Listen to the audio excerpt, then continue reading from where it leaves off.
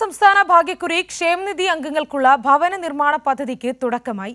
പദ്ധതിയുടെ സംസ്ഥാനതല ഉദ്ഘാടനം മന്ത്രി കെ.എൻ. ബാലഗോപാൽ പാലക്കാട് നിർവഹിച്ചു.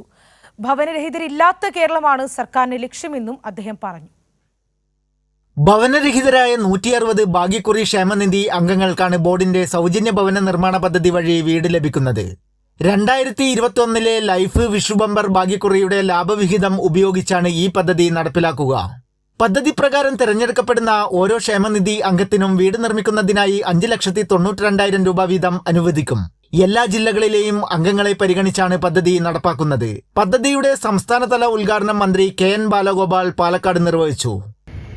സർക്കാരിന് അതിൽ നിന്ന് കിട്ടുന്ന ചെറിയൊരു ശതമാനമാണെന്ന് നിങ്ങൾക്കറിയാം. പക്ഷെ ആ ശതമാനം നോക്കുമ്പോൾ ഒരിക്കലും ഫിക്സഡ് കോസ്റ്റ് ആയിട്ട് 1,400 കോടി വരും ഒരു വർഷം ഈ ലോട്ടറി വകുപ്പിന്റെ ശമ്പളം, പെൻഷൻ അങ്ങനെയുള്ള കാര്യം.